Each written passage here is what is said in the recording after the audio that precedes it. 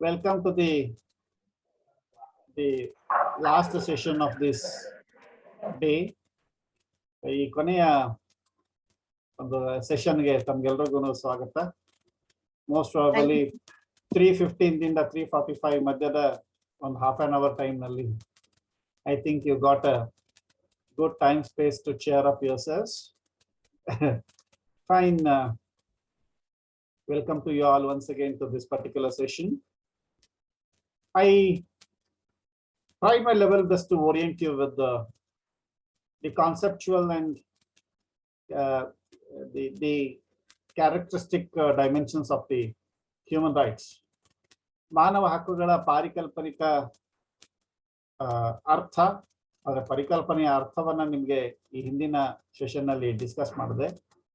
Plus ಅದರ ಲಕ್ಷಣಗಳು ಏನಿವೆ ಅಂತಕ್ಕಂಥದ್ದನ್ನ ಕೂಡ ಸೂಕ್ಷ್ಮವಾಗಿ ಅವಲೋಕಿಸುವ ಪ್ರಯತ್ನವನ್ನ ಮಾಡಿದ್ದೇನೆ. I have tried my level best to familiarize you with the various characteristics of the human rights. And on the basis of the conceptual dimension and the characteristics of the human rights, you can definitely derive logically the scope and significance of the human rights. ಅದರ ವ್ಯಾಪ್ತಿ ಮತ್ತು ಪ್ರಾಮುಖ್ಯತೆ ನಿಮಗೆ ಸಹಜವಾಗಿಯೇ ಗೊತ್ತಾಗುತ್ತೆ. So anyhow, we should understand now how human rights is actually put into practice. ಇದನ್ನ ಹೇಗೆ ನಾವು ಅನುಷ್ಠಾನಗೊಳಿಸ್ತಿದ್ದೀವಿ ಅಂತಕ್ಕಂಥದ್ದನ್ನು ಕೂಡ ಸ್ವಲ್ಪ ಗಮನ ಹರಿಸಿ ನೋಡಬೇಕಾಗುತ್ತೆ. Almost all teachers who are gathered here on this online platform are well aware of the fact that human rights is not simply the material of the book. It is not a textbook material. ಅದು ಕೇವಲ ಒಂದು ಪಠ್ಯದ ವಸ್ತುವಲ್ಲ. It is both not only conceptual but also contextual. ಅದು ಸಂದರ್ಭಕ್ಕೆ ತಕ್ಕಂತೆ ತನ್ನ ಪ್ರಾಮುಖ್ಯತೆಯನ್ನ. Hello, are you hearing me? Yes sir, please continue sir. Yes sir. It is not only textual but also contextual and pretextual. ಹೀಗಾಗಿ ಅದನ್ನ ಕಾಂಟೆಕ್ಸ್ಚುಯಾಲಿಟಿ ಮತ್ತು ಅದರ ಪ್ರಿಟೆಕ್ಸ್ಚುಯಾಲಿಟಿನ ನಾವು ಅರ್ಥ ಮಾಡ್ಕೊಳ್ಬೇಕಾಗುತ್ತೆ. Every teacher is a keen observer of the human rights. ಪ್ರತಿಯೊಬ್ಬ ಶಿಕ್ಷಕರು ಕೂಡ ಮಾನವ ಹಕ್ಕುಗಳ ಶ್ರೇಷ್ಠ ಪರಿಪಾಲಕರು ಅಂತಕ್ಕಂಥದ್ದನ್ನ ನಾವು ಇಲ್ಲಿ ಗಮನಿಸಬೇಕು. So under these circumstances we the teachers R the creams of the society. ನಾವು ಸಮಾಜದ ಶ್ರೇಷ್ಠ ಪದರದಲ್ಲಿ ಇದ್ದುಕೊಂಡು, ಕೆನೆ ಪದರದಲ್ಲಿ ಇದ್ಕೊಂಡ್ಬಿಟ್ಟು ಸಮಾಜದ ಎಲ್ಲ ಜನರ ಗಮನಕ್ಕೆ ಬರುವಂತಹ ವ್ಯಕ್ತಿಗಳಾಗಿರ್ತೀವಿ. We are all observable by everyone in this society. We may be having 2 eyes, but thousands and lakhs and crores of eyes always look at us. ಸಹಸ್ರಾರು, ಲಕ್ಷಾಂತರ, ಕೋಟ್ಯಾಂತರ ಕಣ್ಣುಗಳು ನಮ್ಮನ್ನ ಗಮನಿಸ್ತಾ ಇರ್ತವೆ. ಸೊ ಹೀಗಾಗಿ we the teachers are not simply the silent lamps sitting in a corner of the school, but our light and bright mind goes beyond the walls of the school and reach into the society, spread knowledge, and thereby create some civic values. ಕೆಲವು ನಾಗರಿಕ ಮೌಲ್ಯಗಳನ್ನು ನಾವು ಸಮಾಜದಲ್ಲಿ ಪಸರಿಸುವ ಪ್ರಯತ್ನವನ್ನ ಮಾಡ್ತೇವೆ. Because we ourselves have that responsibility. ನಮಗೆ ಅದೊಂದು ವಿಶಿಷ್ಟ ಜವಾಬ್ದಾರಿ ಇದೆ. ಹೀಗಾಗಿ ಹ್ಯೂಮನ್ ರೈಟ್ಸ್ ಅಂತಕ್ಕಂಥದ್ದು ಪ್ರಾಕ್ಟೀಸ್ ಮಾಡಬೇಕಾಗುತ್ತೆ. we have to practice human rights. So how to practice? Why should we practice? We should practice human rights in order to not only live ourselves but also to let others live. ನಮ್ಮಷ್ಟಕ್ಕೆ ನಾವು ಅಷ್ಟೇ ಬದುಕೋದಲ್ಲ, ಬೇರೆಯವರು ಕೂಡ ಬದುಕಲಿಕ್ಕೆ ಬಿಡಬೇಕು. live and left live ಅಂತ ಹೇಳ್ತೀವಿ. We have to live and let live. I am not just telling you the philosophy of the human rights. ನಾನು ಕೇವಲ ಮಾನವ ಹಕ್ಕುಗಳ ತತ್ವಶಾಸ್ತ್ರೀಯತೆಯನ್ನ ಮಾತ್ರ ತಮ್ಮ ಎದುರುಗಡೆ ಪ್ರತಿಪಾದಿಸ್ತಿದ್ದೀನಿ ಅಂತ ಅರ್ಥ ಅಲ್ಲ. Human rights is not only a philosophy but also way of life. ಅದು ಕೇವಲ ಒಂದು ತತ್ವಶಾಸ್ತ್ರ ಅಥವಾ ತತ್ವಚಿಂತನೆ ಅಲ್ಲ, ಅದು ಜೀವನದ ರೀತಿಯೂ ಹೌದು. It is not only an established bunch of claims, ಅದು ಒಂದು ಸ್ಥಾಪಿತ ಹಕ್ಕುದಾರಿಕೆಗಳ ಒಂದು ಸಂಕಲನವೂ ಕೂಡ ಆಗಿರೋದ್ರಿಂದ, and it is also a foundation and direction of the human life. ಮಾನವ ಜೀವನದ ನಿಜವಾದ ಅಡಿಪಾಯ ಮತ್ತು ದೆಸೆ ದಿಕ್ಕು ಕೂಡ ಆಗಿದೆ. So human rights, they themselves both instruments and also goals. ಅವು ಕೇವಲ ಸಾಧನಗಳಲ್ಲ, ಗುರಿಗಳು ಕೂಡ ಹೌದು. So their attainment is our, we are always at a constant endeavor in order to attain these important rights in the society. So in our day-to-day life, we always feel that human rights are also most important aspects of socializing our life. ನಮಗೆ ಜೀವನದಲ್ಲಿ ಬೇಕಾದಂತಹ ಸಮಾಜೀಕರಣದ ಪ್ರಕ್ರಿಯೆಯಲ್ಲಿ ಈ ಹಕ್ಕುಗಳಿಗೂ ಕೂಡ ವಿಶಿಷ್ಟವಾದ ಸ್ಥಾನಮಾನವಿದೆ. So and they represent the culture also. ಅವು ಒಂದು ಸಂಸ್ಕೃತಿಯನ್ನ ಪ್ರತಿನಿಧಿಸ್ತವೆ. They represent the state, ರಾಜ್ಯವನ್ನ ಪ್ರತಿನಿಧಿಸ್ತವೆ. They represent the mindset of those who respect them and uphold them. ಈ ಹಕ್ಕುಗಳನ್ನು ಎತ್ತಿ ಹಿಡಿಯುವವರ ಮತ್ತು ಗೌರವಿಸುವವರ, ಪರಿಪಾಲನೆ ಮಾಡುವವರ ಮನಸ್ಥಿತಿಯನ್ನು ಮತ್ತು ಸ್ವಭಾವವನ್ನು ಅವು ಪ್ರತಿನಿಧಿಸ್ತವೆ. Quite often we feel that man is selfish. ನಮ್ಮ ಥಾಮಸ್ ಹಾಬ್ಸ್ ಅಂತಕ್ಕಂಥವ್ರು ಕಾಂಟ್ರಾಕ್ಚುವಲಿಸ್ಟ್, ಅವ್ರು ಹೇಳ್ತಾರೆ ಮನುಷ್ಯ ಸ್ವಭಾವತಃ ಸ್ವಾರ್ಥಿ ಅಂತ ಹೇಳ್ತಾರೆ. ಸ್ವಾರ್ಥಿ. Man is selfish, solitary, egoistic, short. He's short because he's beastly. ಮನುಷ್ಯ ಸ್ವಭಾವತಃ ಸ್ವಾರ್ಥಿ, ದುರಹಂಕಾರಿ. ಅಹಂಕಾರಿ ಅಷ್ಟೇ ಅಲ್ಲ, ದುರಹಂಕಾರಿ. ಈ ಸಾಲಿಟರಿ, ಸಮಾಜದಲ್ಲಿ ಎಲ್ಲರ ಜೊತೆ ಬೆರೆತರೂ ಕೂಡ ಅವನ ಏಕಾಕಿತನದ ಮನಸ್ಸು ಅವನನ್ನ ಏಕಾಂಗಿಯನ್ನಾಗಿ ಮಾಡಿರುತ್ತೆ ಅಂತ.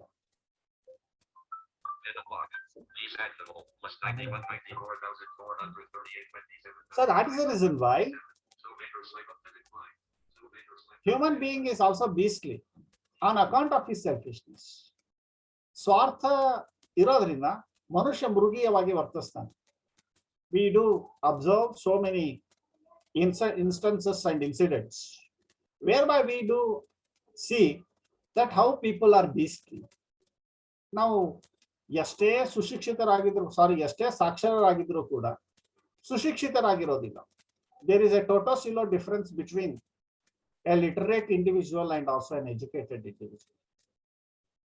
A man without the support of literacy is a better educated than the literate individual.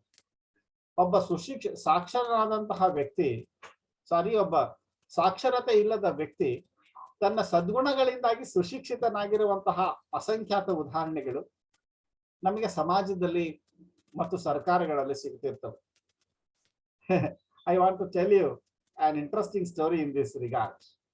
Of course, ಇಂತಹ ಅನೇಕ ಉದಾಹರಣೆಗಳು, ಸ್ವಾರಸ್ಯಕರ ಕಥೆಗಳನ್ನು ನೀವು ಕೇಳಬಹುದು. Have you heard the name of Kamaraj Nadar? Hello? Hello? ಹೇಳಿ ಸರ್. No sir. ಕಾಮರಾಜ್ ನಾಡರ್ ಅವರ ಹೆಸರು ಕೇಳಿದ್ದೀರಾ? ಹೇಳ್ತಾ ಇದ್ದೀನಿ ಸರ್. ಇಲ್ಲ ಸರ್. ತಮಿಳುನಾಡಿನ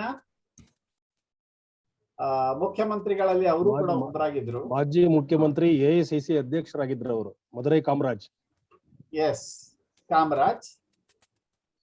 He was known for his towering personality and character. ಅವರು ಕೇವಲ 9th ಪಾಸ್ ಆಗಿದ್ರು.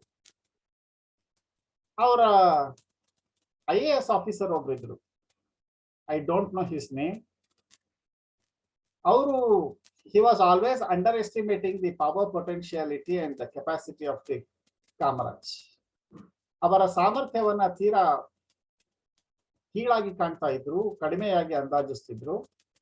Simply because these civil servants or the civil service people of the older generation, they had the tendency to hold themselves at high esteem, high conceit. I am using the word conceit, CONCEIT, high conceit, at the cost of the honest and hard-working personality of the politicians.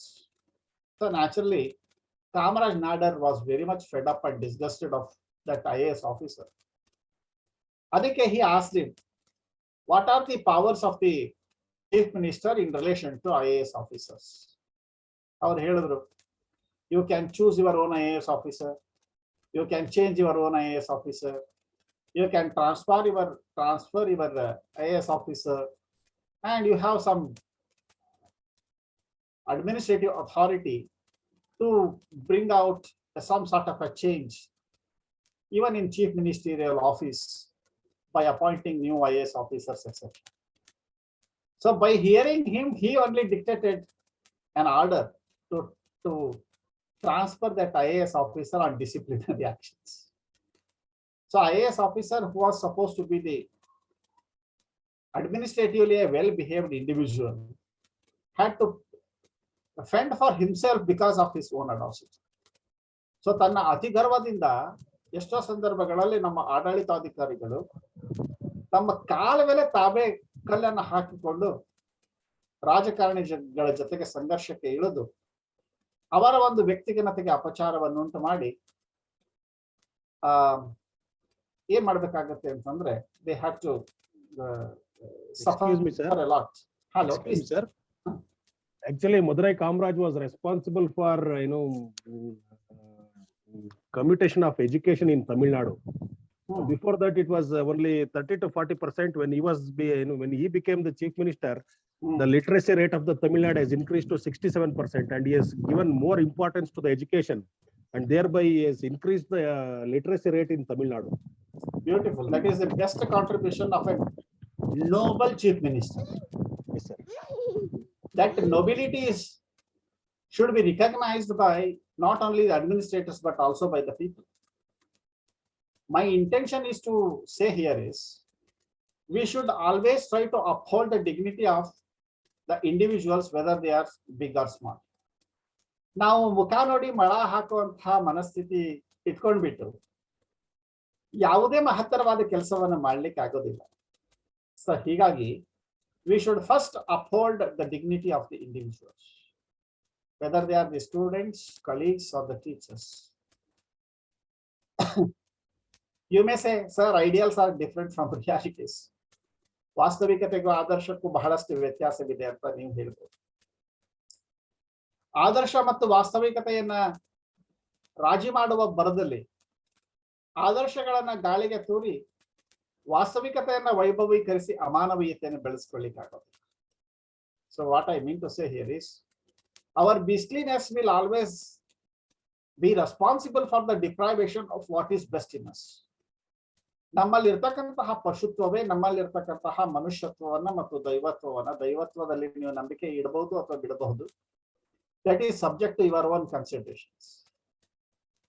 So ದೈವತ್ವದ ಪರಿಕಲ್ಪನೆಯೂ ಕೂಡ ಮನುಷ್ಯತ್ವದ ಪರಮೋಚ್ಚ ಭಾಗವಾಗಿ ಇರುವಂತಹದ್ದು ಅಂತಕ್ಕಂಥದ್ದನ್ನು ನಾವಿಲ್ಲಿ ಗಮನಿಸಬೇಕು. So anyhow, human rights, whether they are being violated in India or not, this is the first important question. So ನಾವು ಜಗಳ ಪ್ರಿಯರಾದ್ರೆ ನಮ್ಮ ಆಯುಷ್ಯನೂ ಕೂಡ ಬಹಳ ದಿವಸ ಇರಲ್ಲ. ಕಲಹ ಪ್ರಿಯರು ಬೇರೆಯವರಿಗೆ ಟೆನ್ಷನ್ ಕೊಟ್ಟುಬಿಟ್ಟು ತಾವು ಆರಾಮಾಗಿರ್ತಾರೆ ಅಂತಕ್ಕಂಥದ್ದು ಒಂದು ಕಡೆ ಸತ್ಯವಾದ್ರೂ ಕೂಡ, in due course of time their own conscience bites them if they have the conscience.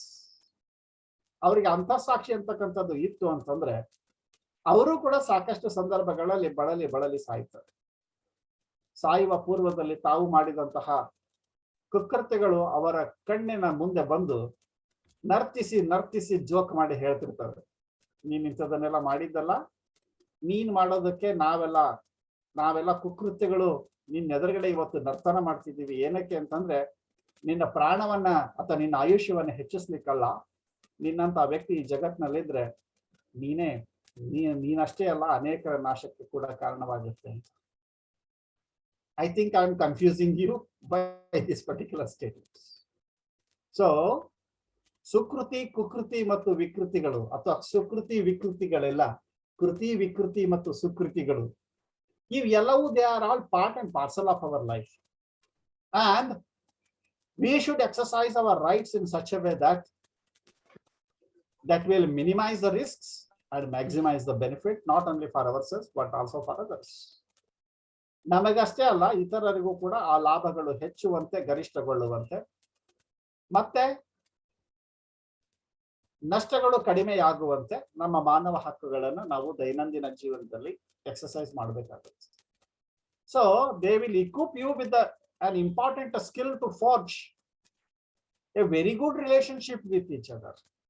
ಪರಸ್ಪರರ ಒಂದಿಗೆ ಸಹಕಾರ ಮತ್ತು ಸ್ನೇಹಯುತ ಮನೋಭಾವನೆಯಿಂದ ನಡ್ಕೊಳ್ಳಿಕ್ಕೆ ಅದು ಒಂದು ವಿಶಿಷ್ಟವಾದಂತಹ ಕೌಶಲ್ಯ ಕೂಡ ಆಗಿದೆ ಹ್ಯೂಮನ್ ರೈಟ್ಸ್ ಅಂತಕ್ಕಂಥದ್ದನ್ನ ನಾವಿಲ್ಲಿ ಗಮನಿಸಬೇಕು. Fine.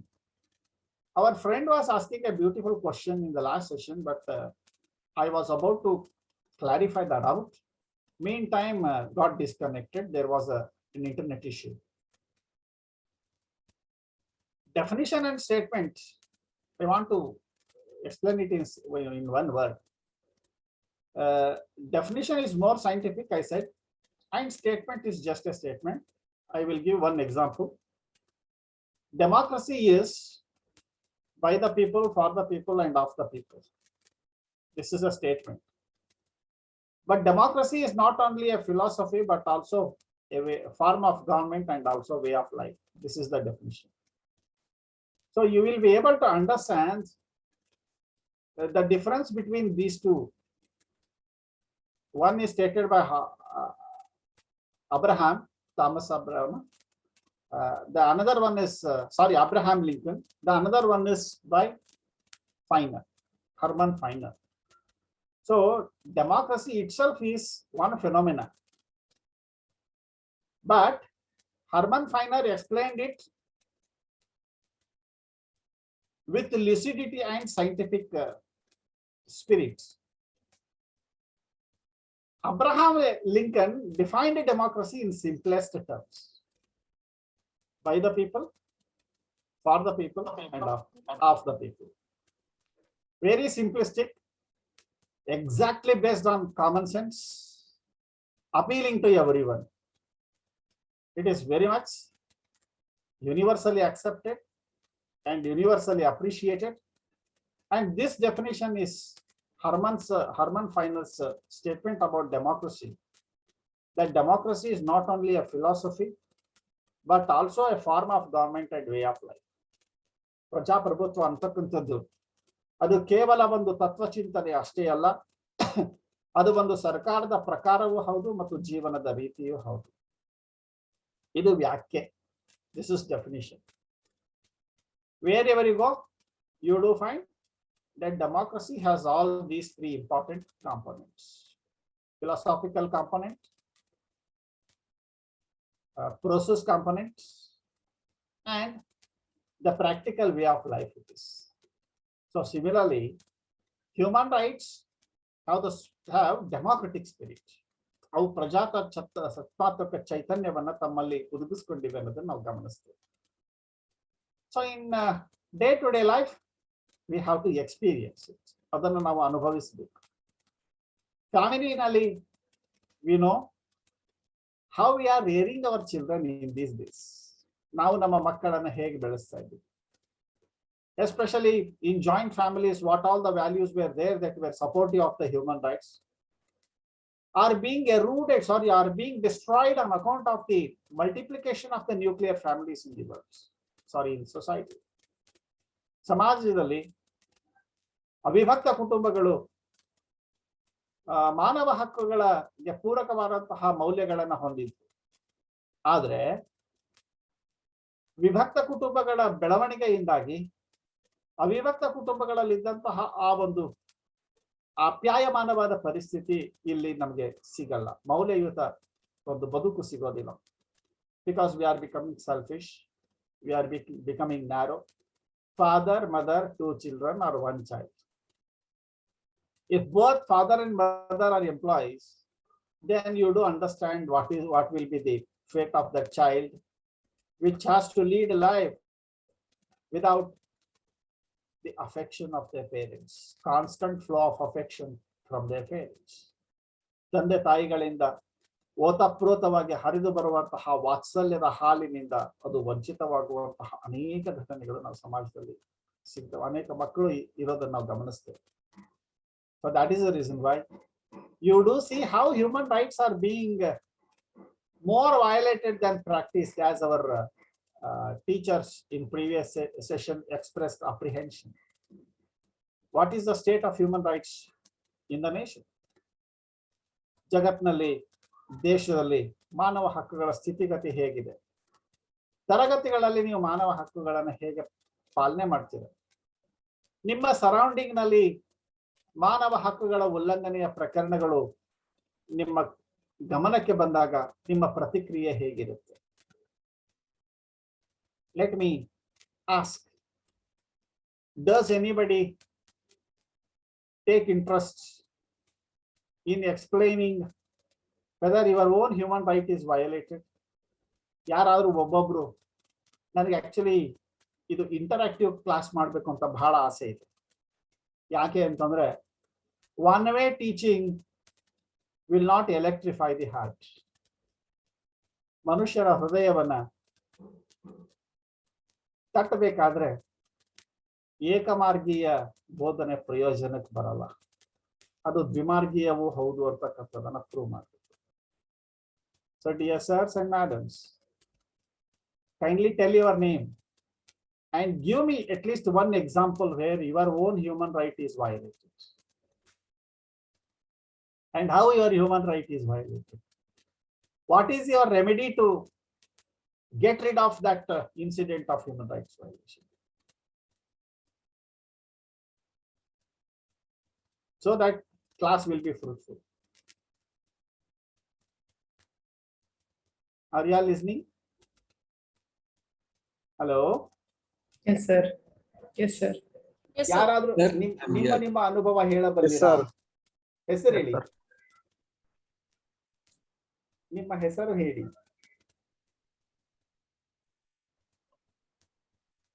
ನಿಮ್ಮ ಹೆಸರು ಹೇಳಿ ಎಂದೆ. Hello sir, Rajesh. ರಾಜೇಶ್, ನೀವು HRDC ಅವರ? ಹಾ, ರಾಜೇಶ್. ಹಾ, ಓಕೆ. ಯಾವ ಊರು Rajesh? Mysore sir. Mysore. Working Pandavapura sir. Working in Pandavapura. ಹೌದು sir. Subject Kannada sir. Kannada subject.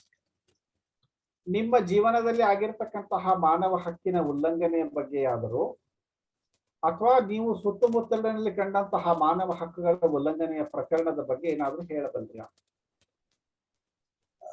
Sir, ಅದೇ ವಿಲೇಜ್ ಕ್ಯಾಂಪ್ ಮಾಡ್ಬೇಕಾದ್ರೆ ಅವ್ರಿಗೆ ಮೂಲಭೂತ ಸೌಕರ್ಯಗಳು ಸ್ವಲ್ಪ ಕೊರತೆ ಇರುತ್ತೆ ಸರ್. ಶಿಕ್ಷಣ ವಂಚಿತರಾಗಿರ್ತಾರೆ, ಅರ್ಧಕ್ಕೆ ಬಿಟ್ಟಿರ್ತಾರೆ. Have you prepared? ನೀವೇನಾದ್ರೂ ಅದ್ರ ಬಗ್ಗೆ ವರ್ಕ್ ಮಾಡಿದ್ದೀರಾ? Have you taken any initiative? ನೀವೇನಾದ್ರೂ ಕ್ರಮ ಕೈಗೊಂಡಿದ್ದೀರಾ ಅಥವಾ ನಿಮ್ಮ ಹಕ್ಕು ಏನಾದ್ರೂ ಉಲ್ಲಂಘನೆ ಆಗಿದೆಯಾ ಲೈಫ್ ಅಲ್ಲಿ? ಸರ್, ಇದುವರೆಗೂ ಆಗಿಲ್ಲ ಸರ್, ಉಲ್ಲಂಘನೆಗಳಾಗಿಲ್ಲ ಸರ್. ಆಗಿಲ್ಲ. ಅಲ್ಲ ಸರ್. ನೀವು ಯಾವ ಕಾಲೇಜಲ್ಲಿ ವರ್ಕ್ ಮಾಡ್ತಿದ್ದೀರಾ? ವಿಜಯ ಕಾಲೇಜ್? ವಿಜಯ ಕಾಲೇಜ್ ಪಾಂಡವಪುರ. ಹೌದು ಸರ್. ವಿಜಯ ಕಾಲೇಜ್ ಪಾಂಡವಪುರದಲ್ಲಿ ವರ್ಕ್ ಮಾಡ್ತಿದ್ದೀರಾ? Yes sir. May I ask one important question to all of you? You are all degree. We are all degree college teachers. So, when students come to you with the C1 test, C2 test papers and assignments, have we ever valued them in front of them? A C1 test paper, C2 test paper, ಇದನ್ನ ನಾವು ಮಕ್ಕಳ ಎದುರುಗಡೆ ಕೂರಿಸ್ಕೊಂಡ್ಬಿಟ್ಟು ಅವರಿಗೆ ಮನವರಿಕೆ ಆಗೋ ಹಾಗೆ ಮೌಲ್ಯಮಾಪನ ಮಾಡಿದೀವಾ? Has anybody done this? Yes, sir. In B.Ed course, we have got this practice, sir. In B.Ed, you have this practice? Yes, sir. We have got the practice of it, and we will give them information about their strength and weaknesses. Then we will ask if they accept the marks, then only they can sign it. Accepted anta sign ಮಾಡಬೇಕು ಅಂತ ಹೇಳಿ ಇರುತ್ತೆ sir ನಮಗೆ. ಹಾಗಾಗಿ ಅವರು ಮುಂದೆನೆ value ಮಾಡಿ ಅವರಿಗೇನೆ ನೇರ ಅವಕಾಶ ಕೊಟ್ಟಿರ್ತೀವಿ. And if they say that then they were expecting more marks ಅಂತ ಹೇಳಿದ್ರೆ they have to give justification ಅಷ್ಟೇ. What kind of human right is being upheld and respected here? ಯಾವ ಸ್ವರೂಪದ ಮಾನವ ಹಕ್ಕು ಇಲ್ಲಿ ಗೌರವಿಸಲ್ಪಡ್ತಾ ಇದೆ ಮತ್ತು ಎತ್ತಿ ಹಿಡಿಯಲ್ಪಡ್ತಾ ಇದೆ. Number 1, every student has the right to fair valuation. ನ್ಯಾಯೋಚಿತ ಮೌಲ್ಯಮಾಪನದ ಹಕ್ಕನ್ನ ವಿದ್ಯಾರ್ಥಿ ಹೊಂದಿದ್ದಾರೆ ಅಂತಕ್ಕಂಥದ್ದನ್ನ ಇದು ತಿಳಿಯಪಡಿಸುತ್ತೆ. ಅಂಡ್ ನ್ಯಾಯಯುತ ಮೌಲ್ಯಮಾಪನದ ಹಕ್ಕು ವಿದ್ಯಾರ್ಥಿಗಾದ್ರೆ teacher has equally an important duty after teaching, that he has to expect the students should also write a very good answer after receiving the proper knowledge, a qualitative knowledge given by the teachers. So that legitimate right and duty, ಈ ವಿಧಿಬದ್ಧ ಹಕ್ಕು ಮತ್ತು ಕರ್ತವ್ಯ ಶಿಷ್ಯ ಮತ್ತು ಶಿಕ್ಷಕರ ನಡುವಿನ ಸಂಬಂಧಗಳಲ್ಲಿ ಕಂಡು ಬರುವಂತಹ ಒಂದು very interesting it is. Fair valuation, right to fair valuation.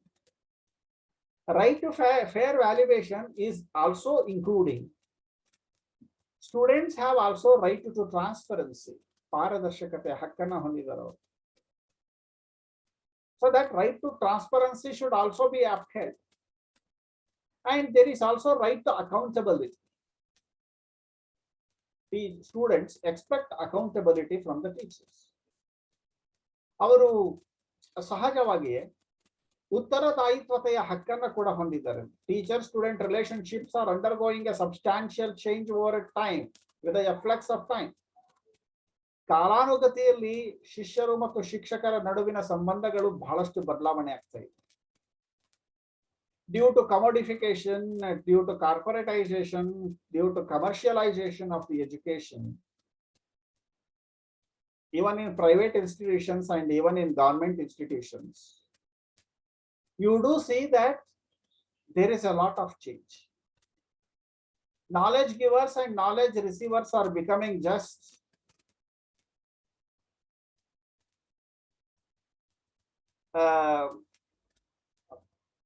they are marketized relationship is there.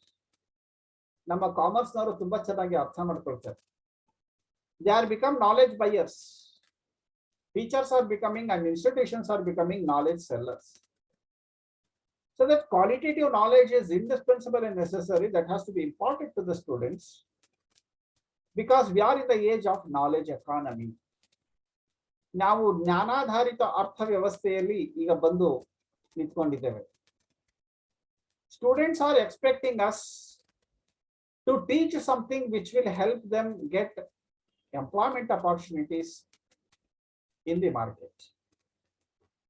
So, ಶಿಕ್ಷಣ ಮುಗಿಸಿದ ಮೇಲೆ ಉದ್ಯೋಗ ಪಡಿಬೇಕು ಅಂತಕ್ಕಂಥದ್ದು ಅವರ ಆಶಯವಾಗಿತ್ತು. So that is the reason why right to accountability, right to transparency, and right to fair valuation, besides the simplicity and morality, are becoming their rights in the education. This is one thing. And if you observe their behavior, what do you feel actually? Is there no unrest? Is there contentment and in the minds of the students? ವಿದ್ಯಾರ್ಥಿಗಳ ಮನಸ್ಸಿನಲ್ಲಿ ಏನಾದರೂ ಸಮಾಧಾನದ ಭಾವನೆ ಇದೆಯಾ? Why students are behaving in an unruly manner in some institutions? What is the reason for that? Because basically their rights are violated in different ways. If not by the teachers, at least in the society. State has the minimum responsibility of providing necessary facilities for the upcoming of the individuals. ವ್ಯಕ್ತಿಗಳು ಮೇಲ್ ಬರಕ್ಕೆ, ಸಮಸ್ತ ನಾಗರಿಕರು ಪ್ರಜ್ಞಾವಂತರಾಗೋದಕ್ಕೆ ಬೇಕಾದಂತಹ ಮೂಲ ಸೌಲಭ್ಯಗಳನ್ನು ಸೃಷ್ಟಿ ಮಾಡೋದು ರಾಜ್ಯದ ಜವಾಬ್ದಾರಿ. State within its limited resources is trying to discharge its duty in this respect. But at the same time, it has also the responsibility to reconcile the two aspects, that is burgeoning expectations and requirements of the state. ರಾಜ್ಯದ ಅಗತ್ಯತೆ ಮತ್ತು ಜನತೆಯ ನಿರೀಕ್ಷೆಗಳ ನಡುವೆ ಒಂದು ಸಮರ್ಪಕವಾದಂತಹ ಸಾಮರಸ್ಯವನ್ನ ತರೋದು ರಾಜ್ಯದ ಜವಾಬ್ದಾರಿಯಾಗಿರುತ್ತೆ. When it becomes the responsibility of the state, it also becomes the responsibility of the teachers. So teachers are burdened with so many duties and responsibilities nowadays. So we have the responsibility, the topmost responsibility, to promote human rights even within our schools and colleges.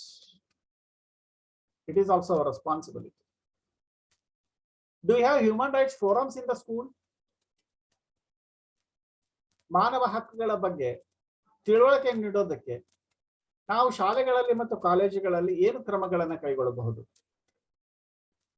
ಏನೇನು ಕ್ರಮ ಕೈಗೊಳ್ಳಬಹುದು sirs and ಮ್ಯಾಡಮ್ಸ್?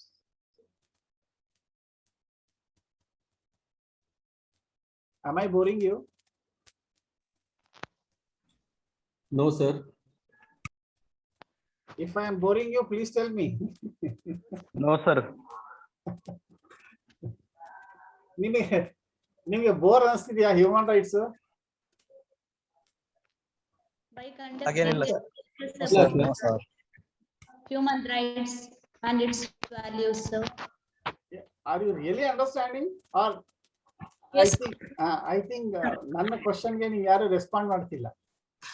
ನಿಮ್ಮ ಶಾಲೆಗಳಲ್ಲಿ ಅಥವಾ ನಿಮ್ಮ ಕಾಲೇಜುಗಳಲ್ಲಿ ಮಾನವ ಹಕ್ಕುಗಳ ಬಗ್ಗೆ ಜಾಗೃತಿ ಮೂಡಿಸೋದಕ್ಕೆ ಏನಾದ್ರೂ ಹ್ಯೂಮನ್ ರೈಟ್ಸ್ ಕ್ಲಬ್ಸ್ ಗಳನ್ನ ಮಾಡಿದ್ದೀರಾ? Yes, sir. We have. No, sir. Human We rights don't clubs? have. You don't have human rights clubs. In our college, we are conducting guest lectures about human rights, then Okay. its values. Okay, you are conducting lectures. How do you give a true experience about the violation of the human rights and the protection of the human rights? ಮಾನವ ಹಕ್ಕುಗಳ ರಕ್ಷಣೆ ಮತ್ತು ಮಾನವ ಹಕ್ಕುಗಳ ಉಲ್ಲಂಘನೆಯ ಬಗ್ಗೆ ವಿದ್ಯಾರ್ಥಿಗಳಿಗೆ ಬರೀ ಉಪನ್ಯಾಸದಿಂದ ತಿಳಿಸ್ಕೊಟ್ರೆ ಸಾಲೋದಿಲ್ಲ. ನೀವೇನಾದ್ರೂ ಆಫ್ಲೈನ್ ಕ್ಲಾಸಿಗೆ ಬಂದಿದ್ರೆ ನಾನು ಒಂದು ಪ್ರಾಕ್ಟಿಕಲ್ ಎಕ್ಸ್ಪೆರಿಮೆಂಟ್ ಮಾಡೋ ಪ್ಲಾನ್ ಅಲ್ಲಿ ಇದ್ದೆ. ನಿಮ್ಮ 28 ಜನರದ್ದು ಕಣ್ಣು ಕಟ್ಟಿಬಿಟ್ಟು ನೀವು ಕುತ್ಕೊಂಡಿರೋ ಸ್ಥಳದಿಂದ ಡೋರ್ ವರ್ಗೂ ಬನ್ನಿ ಅಂತ ಹೇಳುವಂತಹ ಒಂದು ಎಕ್ಸ್ಪೆರಿಮೆಂಟ್ ಮಾಡ್ತಿದ್ದೆ. ಆ ಎಕ್ಸ್ಪೆರಿಮೆಂಟ್ ಯಾಕೆ ಬೇಕಿತ್ತು? Why do you want that experience? Folding the eyes and walking all along the road. What kind of experience will it give you? ಪ್ರಯತ್ನ ಕೃತಕವಾದದ್ದಾದ್ರೂ ಕೂಡ ಪ್ರಯೋಗ ಮಾತ್ರ ರೋಚಕಕಾರಿಯಾಗುತ್ತೆ.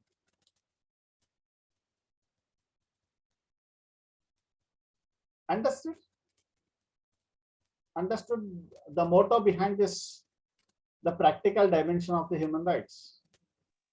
Yes, sir. What is that? ಏನದು? To try out something adventurous. How do you understand the problems of the sightless individuals? ದೃಷ್ಟಿರಹಿತ ವ್ಯಕ್ತಿಗಳ ಸಮಸ್ಯೆಗಳನ್ನ ನೀವು ಹೇಗೆ ಅರ್ಥ ಮಾಡ್ಕೊಳ್ಳಿಕ್ಕೆ ಸಾಧ್ಯ?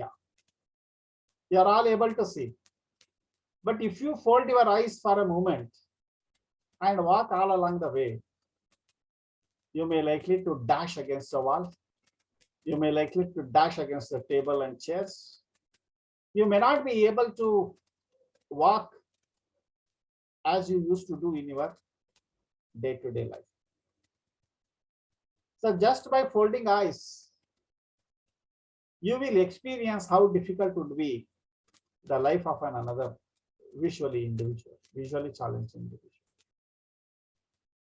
If you have the class in 2nd floor or 3rd floor,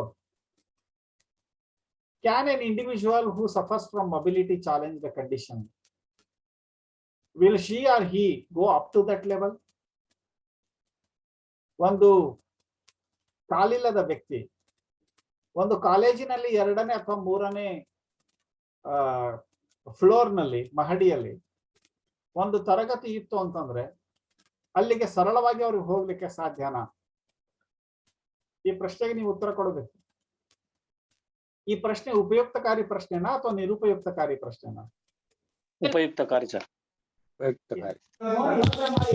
Useful. Hello. So, ಹೇಳಿ sir. so what you have to do here? You may have to ask your institution to put the ramps, to give the entire college a lift facility. Which facility? Lift facility.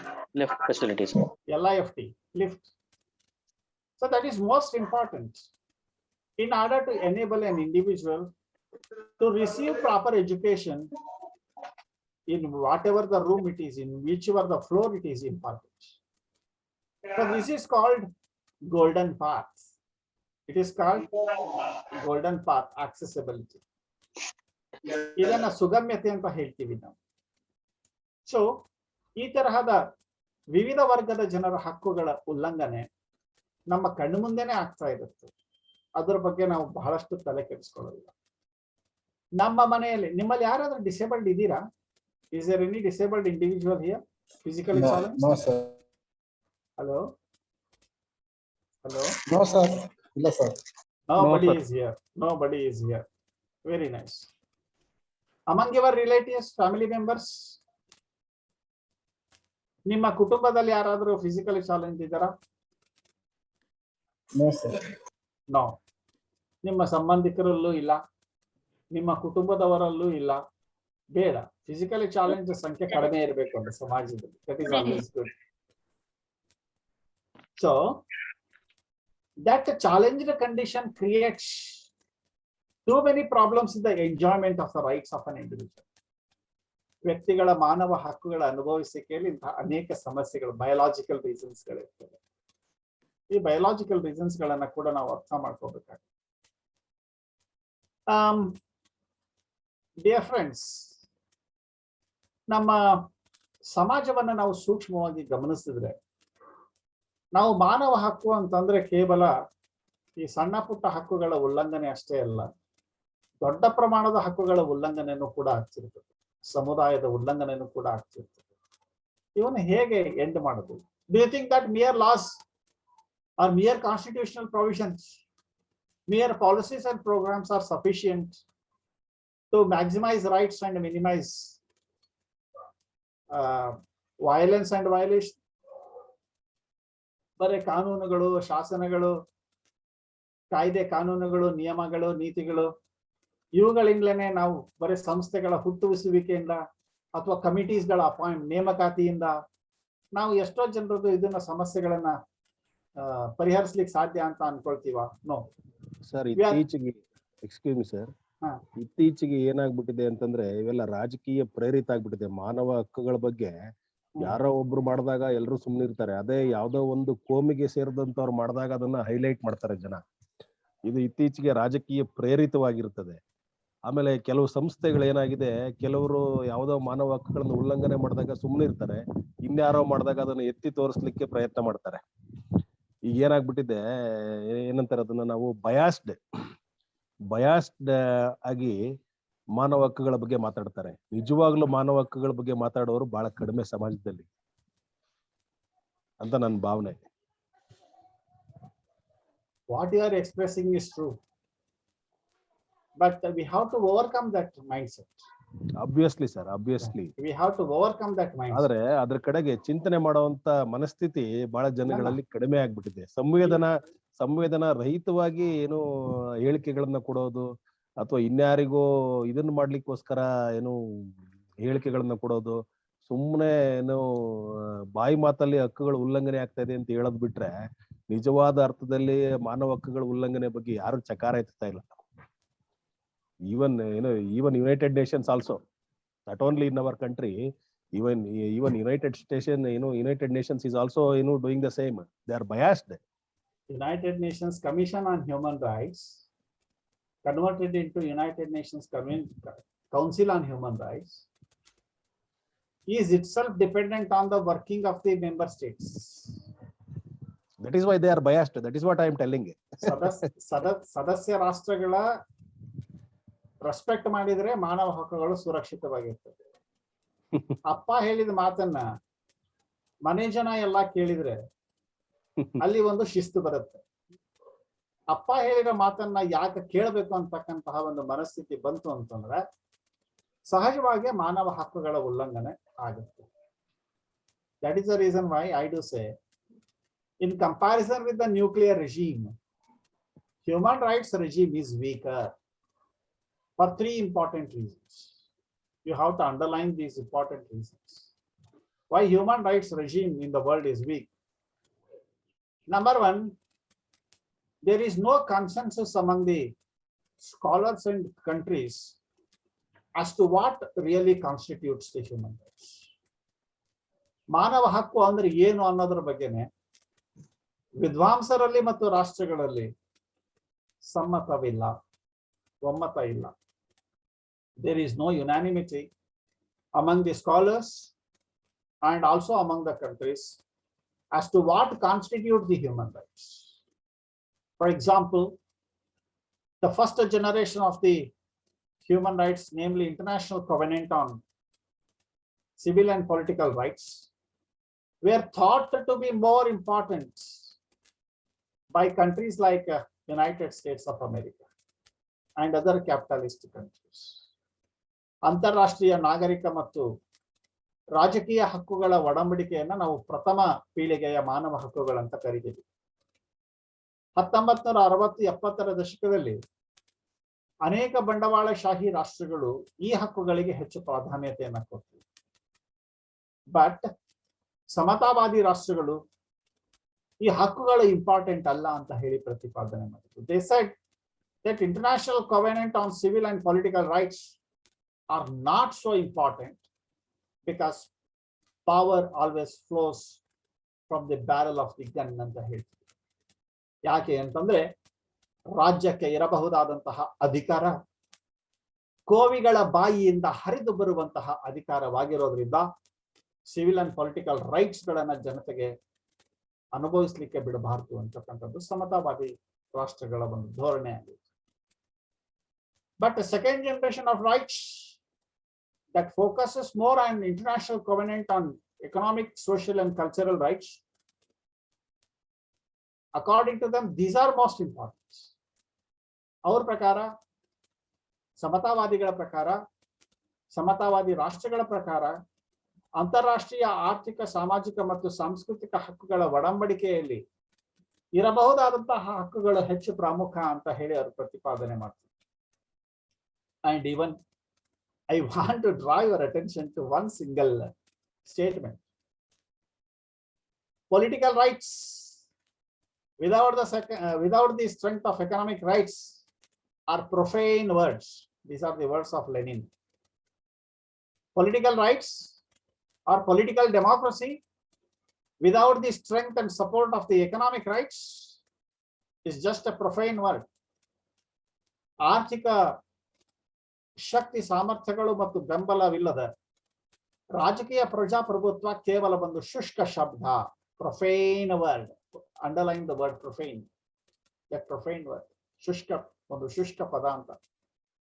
ರಾಜಕೀಯ ಹಕ್ಕುಗಳಾಗ್ಲಿ, ರಾಜಕೀಯ ಪ್ರಜಾಪ್ರಭುತ್ವವಾಗ್ಲಿ, ಆರ್ಥಿಕ ಪ್ರಜಾಪ್ರಭುತ್ವ ಮತ್ತು ಆರ್ಥಿಕ ಹಕ್ಕುಗಳ ಬೆಂಬಲವಿಲ್ಲದೆ ಅದು ಕೇವಲ ಒಂದು ಶುದ್ಧ ಶುಷ್ಕ ಒಂದು ಪದ ಅಂತಕ್ಕಂಥದ್ದನ್ನ ಲೆನಿನ್ ಹೇಳ್ತಾರೆ. ಸೊ ನಾವೀಗೇನ್ ಹೇಳ್ತೇವೆ, we have got one man one votes one value. ನಮ್ಗೆಲ್ರಿಗೂ ನಾವು ಒಬ್ಬ ಮನುಷ್ಯನಾಗಿದ್ದೇವೆ, ಒಬ್ಬ ನಾಗರಿಕರಾಗಿದ್ದೇವೆ, ಒಂದು ಮತ ಇದೆ, ಒಂದು ಮೌಲ್ಯವಿದೆ. This is a symbol of political equality. ಇದು ರಾಜಕೀಯ ಸಮಾನತೆ ಒಂದು ಸಂಕೇತ. So we exercise our universal adult franchise right to vote and we celebrate Voters Day on 25th January every year in order to celebrate the significance of this particular right. ಸದೃಢ ಪ್ರಜಾಪ್ರಭುತ್ವಕ್ಕೆ ಎಲ್ಲಾ ಮತದಾರರು ಜಾಗೃತರಾಗಬೇಕು ಅಂತಕ್ಕಂಥದ್ದು ಅದರ ಉದ್ದೇಶ. ಬಟ್ ಈ right to vote ಅನ್ನ exercise ಮಾಡುವಾಗಲೂ ಕೂಡ we are making it almost like a purchasable commodity. ಖರೀದಿ ಯೋಗ್ಯವಾದಂತಹ ಒಂದು ವಸ್ತುವಾಗಿ ಪರಿವರ್ತನೆಗೊಂಡಿದೆ ಮತಾಧಿಕಾರ ಅಂತ. So we are actually sovereign over our mind and body. ಪ್ರತಿಯೊಬ್ಬ ಪ್ರಜೆಯೂ ಕೂಡ ನಾವು ನಮ್ಮ ದೇಹ ಮತ್ತು ಮನಸ್ಸಿನ ಮೇಲೆ ಪರಮಾಧಿಕಾರವನ್ನು ಹೊಂದಿದ್ದೇವೆ, as John Stuart Mill has stated long agro.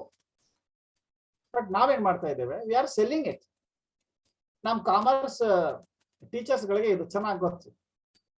How politics has become a marketable commodity ಅಂತಕ್ಕಂಥದ್ದು. ರಾಜಕೀಯ ಅಂತಕ್ಕಂಥದ್ದು ಒಂದು ಮಾರಾಟದ ಅಥವಾ ಮಾರುಕಟ್ಟೆಯ ಸರಕಾಗಿ ಪರಿವರ್ತನೆಗೊಂಡಿದೆ. ಮತವು ಕೂಡ ಮಾರುಕಟ್ಟೆಯ ಸರಕಾಗಿ ಪರಿವರ್ತನೆಗೊಳ್ತಿದೆ. Political corruption is increasing and it is curbing the qualitative exercise of the right to vote by the people. ಇದು ದುರಂತ ಅಂತಕ್ಕಂಥದ್ದನ್ನು ನಾವು ಗಮನಿಸ್ತೇವೆ. ಸೊ ನಮ್ಮ ಹ್ಯೂಮನ್ ರೈಟ್ಸ್ಗಳು ವಯಲೇಷನ್ ಆಗೋದಕ್ಕೆ ಬಹಳಷ್ಟು ಕಾರಣಗಳು ಕೂಡ ನಮಗೆ ಕಂಡು ಬರ್ತವೆ. Dear friends, I want to invite your attention to some important statistics. You can note down them, or you can also get them from National Crime Record Bureau. But they will clearly highlight how the group rights are violated. ಹೇಗೆ ಸಮುದಾಯದ ಹಕ್ಕುಗಳು ಉಲ್ಲಂಘನೆ ಆಗಿದೆ ಅಂತಕ್ಕಂಥದ್ದನ್ನ ಅದು ತಿಳಿಯಪಡಿಸುತ್ತೆ. See here, ನಮ್ಮ ದೇಶದಲ್ಲಿ 2017-18ರಿಂದ ಹಕ್ಕುಗಳ ಉಲ್ಲಂಘನೆ ಅಂದ್ರೆ custodial deaths, judicial deaths, judicial custody deaths ಹೇಗಾಗಿದೆ ಅಂತಕ್ಕಂಥ ಎರಡು ಕಂಬೈನ್ ಮಾಡಿರ್ತಕ್ಕಂಥ ಒಂದು ಡಾಟಾ ಸಿಗುತ್ತೆ. 2017-18 ನಲ್ಲಿ 1636 killings took place. That means the police people who are supposed to protect the life of an individual have victimized those who were incarcerated in the jails. ಸೆರೆಮನೆಯಲ್ಲಿ ಯಾರನ್ನ ಹಿಡಿದಿಟ್ಟಿದ್ರು, ಗೃಹ ಬಂಧನಕ್ಕೆ ಯಾರನ್ನ ಬಂಧಿಸಲಾಗಿದೆಯೋ ಅವ್ರು ಅಷ್ಟು ಜನ ಸತ್ತು ಹೋದ್ರು. 2017-18 ನಲ್ಲಿ ಸುಮಾರು 1636 ಜನ, 1636 people died. 2018-19, 1797. 1797 is the date when Tipu was killed in a war. He died. So in 2018-19, nearly 1797 people were killed in the custody, police custody.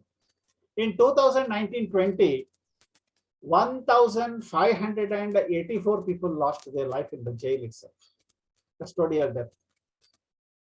In 2020-21, 1840 people. In 2021-22, 2307 people lost their life in custody. This clearly indicates that the United Nations Convention against torture and inhuman and degraded treatment is being violated. And what all the jail reforms that were being brought, these jail reforms are not yielding the fruits in protecting the life of the so many people. ನಾವು ಅನ್ಬೋದು, ಜೈಲ್ನಲ್ಲಿ ಬಂಧಿಸಲ್ಪಟ್ಟಂತಹ ಅನೇಕ ಕೈದಿಗಳಿಗೂ ಕೂಡ ನಾವು ಹಕ್ಕುಗಳನ್ನ ಕೊಡಬೇಕಾ ಅಂತ. ಕೈದಿಗಳಿಗೆ ಶಿಕ್ಷೆ ಆಗಬಾರ್ದ ಅಂತಕ್ಕಂತಹ ಒಂದು ಸಾಮಾನ್ಯ ಪ್ರಶ್ನೆಯನ್ನ ಕೇಳ್ಬೋದು. ಕೈದಿಗಳು how they have committed crimes, ಅವರ ಅಪರಾಧಗಳ ಮೂಲ. No society is a crime free society, we should understand. Sir, let me question one thing. Yes, sir. Very recently, the Supreme Court has cancelled the death sentence of Umesh Reddy. He was a serial rapist. Yes. Isn't it? I think you might have seen in the TV news channels that Supreme Court has cancelled the death sentence to Umesh Reddy, which has been sentenced by the High Court of Karnataka. And do you think that the human right has been violated or non-violated? See, two things are involved in this. Umesh Reddy as a rapist is definitely a criminal. He is definitely a criminal. Actually, Umesh Reddy's death sentence was actually upheld in the initial stages. And whatever the punishment, now we are actually, the word itself is moving towards removing the death sentence. ನಾವು ಮರಣದಂಡನೆಯನ್ನ ಕೊಡಬಾರ್ದು ಅನ್ನೋ ದಿಕ್ಕಿನಲ್ಲೇನೆ ಜಗತ್ತು ಹೋಗ್ತಾ ಇದೆ actually speaking. Why it is so? Then what is the use of punishment then? If they do like that, See, what message we are conveying to the society then? See, that dilemma is always involved in every law. ನಿಮ್ ಹೆಸರೇನು? Shivaprasad Divakar. Dr. Divakar. ಹಾ, doctor Divakar. ಈ ತರಹದ ಸಂದಿಗ್ಧತೆ ಎಲ್ಲ ಶಾಸನಗಳಲ್ಲಿಯೂ ಇರುತ್ತೆ. On the one hand you want to reform the individuals. ಸುಧಾರಣೆ ಮಾಡಬೇಕು ಅಂತಕ್ಕಂಥದ್ದು ಒಂದು ರಾಜ್ಯದ ಧ್ಯೇಯವಾಗಿರುತ್ತೆ. 1000 ಅಪರಾಧಿಗಳು ತಪ್ಪಿಸಿಕೊಂಡು ಪರವಾಗಿಲ್ಲ, ಒಬ್ಬ ನಿರಪರಾಧಿಗೆ ಶಿಕ್ಷೆ ಆಗಬಾರ್ದು ಅಂತಕ್ಕಂಥದ್ದು ಡಾಕ್ಟರ್ ಅಂಬೇಡ್ಕರ್ ಪ್ರತಿಪಾದಿಸಿದಂತಹ ಒಂದು ವಿಚಾರ. ಸರ್, ಈಗ ಅಲ್ಲ, ಈಗ ನೀವ್ ಹೇಳಿದ್ದಕ್ಕೆ ಬರೋಣ. ಉತ್ತರ ಪ್ರದೇಶಲ್ಲಿ ತುಂಬಾ ಮೈನರ್ ಏಜ್ ಗ್ರೂಪ್ ಚಿಲ್ಡ್ರನ್ಸ್ ಮೇಲೆ ರೇಪ್ಗಳಾಗ್ತಾ ಇದೆ. ಈ ತರದ ಪರಿಸ್ಥಿತಿನಲ್ಲಿ ಇರುವಾಗ ನಾವು ಈ ತರದ ವಿಕೃತ ಮನಸ್ಸಿನವ್ರನ್ನ ಶಿಕ್ಷಿಸ್ಬೇಕೇ ಹೊರತು ರಕ್ಷಿಸ್ಬೇಕಾದಂಥದ್ದು ಮಾನವ ಹಕ್ಕುಗಳ ಅಡಿಯಲ್ಲಿ ಇದು ನಿಷಿದ್ಧ ಅಂದ್ರೆ ನನ್ನ ಪ್ರಕಾರ. ಯಾಕೆಂತಂದ್ರೆ ಶಿಕ್ಷಾರ್ಹ ಅಪರಾಧನೇ ಮಾಡಿರೋದು. ಅದಲ್ಲ, ಒಂದ್ ನಿಮಿಷ. ಶಿಕ್ಷೆ ಪ್ರಮಾಣವನ್ನ ನ್ಯಾಯಾಲಯ ನಿಗದಿಪಡಿಸುತ್ತೆ. ಮರಣದಂಡನೆಯೇ ಅಂತಿಮ ಪರಿಹಾರ ಅಲ್ಲ ಅಂತಕ್ಕಂಥದ್ದು ಜೂರಿಸ್ಪ್ರುಡೆನ್ಸ್, ಹ್ಯೂಮನ್ ರೈಟ್ಸ್ ಜೂರಿಸ್ಪ್ರುಡೆನ್ಸ್ ಹೇಳುತ್ತೆ. ಯಾಕೆ ಅಂತಂದ್ರೆ ಮನುಷ್ಯನಿಗೆ ಅವಕಾಶ ಕೊಟ್ಟರೆ ಒಂದು ಸುಧಾರಣೆ ಆಗ್ಲಿಕ್ಕೆ ಅವಕಾಶ ಇದೆ ಅಂತ. A man can be reformed. The criminal background of an individual is the consequence of the society itself. ಹೌದು ಸರ್, ರಿಫಾರ್ಮ್ಸ್ ಆಗ್ಲಿಕ್ಕೆ ಅವಕಾಶ ಕೊಟ್ವಿ ಅಂತಾನೆ ಅನ್ಕೊಳ್ಳಿ. ಆದ್ರೆ ಏನಾಗ್ತದೆ, ಅಂತವ್ರ ಸಂಖ್ಯೆ ಇನ್ನೂ ಜಾಸ್ತಿ ಆಗ್ತದೆ ಹೊರತು ಒಬ್ಬನಿಗೆ ಕೊಟ್ಟಿರೋ ಶಿಕ್ಷೆನ ನೋಡಿ ಇನ್ನೊಬ್ರು ನಾವ್ ಈ ತರದನ್ನ ತಪ್ಪು ಮಾಡಬಾರ್ದು ಅಂತ ಅರಿವು ಮೂಡಿಸ್ಕೊಳ್ಳೋದು ಆದಾಗ ಅದು ಒಪ್ಕೊಳ್ಳೋಣ. ಬಹಳ ಕಡಿಮೆ ಸರ್ ಅಲ್ವಾ? ಅಲ್ಲಲ್ಲ, ಈಗ ಒಂದು example will at least minimize if not increase. ಒಂದು ಶಿಕ್ಷೆ, ನೀವು ಹೇಳುವಂಥದ್ದು ಶಿಕ್ಷೆ ಕೊಡುವಂಥದ್ದು ತಪ್ಪಲ್ಲ, ಬಟ್ ಅದು ರಾಜ್ಯದ ನಿಯಮಗಳಲ್ಲಿಯೂ ಕೂಡ ಇರುತ್ತೆ. ಆದ್ರೆ ಎಲ್ಲದಕ್ಕೂ ಡೆತ್ ಸೆಂಟೆನ್ಸ್ ಪರಿಹಾರ ಅಲ್ಲ ಅಂತ. That is the argument of the human rights. And those who wanted to uphold the death sentence or capital punishment, they are treated as cruel to the core because ಯಾಕೆ ಅವ್ರನ್ನ ನಾವು ಕ್ರೂರಿಗಳಂತ ಹೇಳಿ ಪರಿಗಣಿಸಲ್ಪಡ್ತಾರೆ ಅಂತಂದ್ರೆ ಮನುಷ್ಯನಿಗೆ ಸುಧಾರಣೆ ಆಗ್ಲಿಕ್ಕೆ ಅವಕಾಶ ಬಂದ್ ಮಾಡ್ಬಿಡ್ತಾರೆ. ನಾವು ಕೂಡ we have fought against several incidents where human rights are violated. ನಾವು ಕೂಡ ಆಕ್ಟಿವಿಸ್ಟ್ ಗಳಾಗಿ ಕೆಲಸ ಮಾಡಿದಂತಹ ಅನೇಕ ಉದಾಹರಣೆಗಳಿವೆ. Even in Tumakuru also one sub inspector had raped one mentally retarded girl. She literally became pregnant, and afterwards case was filed. Isha Pant investigated into it and court took it very seriously. The punishment, the degree of punishment is always determined by the judiciary in order to punish the guilty. If not a death sentence, at least severe punishments will be there. ತಪ್ಪಿಸಿ ಗಂಭೀರ ಸ್ವರೂಪದ ಶಿಕ್ಷೆಗಳನ್ನ ಕೊಡ್ತಾರೆ. ನಾವು South Indian cell for human rights education monitoring, people's unity for civil liberty ಇಂತಹ ಸಂಘಟನೆಗಳ ಜೊತೆಗೆ ಸೇರ್ಕೊಂಡ್ಬಿಟ್ಟು ನಾವು ಎಷ್ಟೋ ಸಂದರ್ಭಗಳಲ್ಲಿ ಮಾನವ ಹಕ್ಕುಗಳ ಉಲ್ಲಂಘನೆಯ ಪ್ರಕರಣಗಳಿಗೆ ಸಂಬಂಧಿಸಿದಂತೆ ನೋಡಿದಾಗ you do see people who are unable to raise their voice have been victimized both by the police and dominant people in the society. ಬಲಾಚ ಪೃಥ್ವಿ ಅನ್ನೋ ತತ್ವವನ್ನ ನಾವು ಒಪ್ಪಿಕೊಂಡು ಹೊರಟಂತೆ ನಾವು ಸಮಸ್ಯೆಗಳನ್ನ ಎದುರಿಸಬೇಕಾಗುತ್ತೆ. The purpose of the human rights is not to what you call promote criminality, but to prevent criminality and to minimize criminality in society. ಸಮಾಜದಲ್ಲಿ ಅಪರಾಧವನ್ನ ಕಡಿಮೆ ಮಾಡಬೇಕು ಅಂತಕ್ಕಂಥದ್ದು human rights ಇದ್ದು ಮೂಲ ಉದ್ದೇಶ. ಯಾಕಂದ್ರೆ ಅಪರಾಧಗಳಿಂದಲೇ ಮಾನವ ಹಕ್ಕುಗಳ ಉಲ್ಲಂಘನೆ ಆಗ್ತದೆ. ಸೊ ಹೀಗಾಗಿ ಅದರ ಮೂಲ ಉದ್ದೇಶ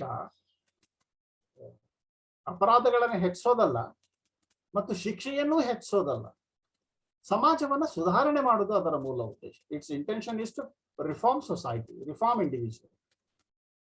ಮನುಷ್ಯನನ್ನ ಸುಧಾರಣೆ ಮಾಡೋದಕ್ಕೆ ಸಾವಿರ ಮಾರ್ಗಗಳಿವೆ. ಆದ್ರೆ ಇಂದಿನ ದಿನಗಳಿಗೆ ಹೋಲಿಸಿದ್ರೆ ಇತ್ತೀಚಿನ ವರ್ಷಗಳಲ್ಲಿ ಅಪರಾಧ ಪ್ರಮಾಣ ಜಾಸ್ತಿ ಆಗಿರುವಂತದ್ದು. ಸರ್, ಪಾಪ್ಯುಲೇಷನ್ ಇನ್ಕ್ರೀಸ್ ಆಗ್ತಾ ಹೋದಂಗೆ ಕ್ರೈಮ್ ರೇಟ್ ಇನ್ಕ್ರೀಸ್ ಆಗ್ತಾ ಹೋಗುತ್ತೆ. So I have given you statistics above regarding custodial deaths.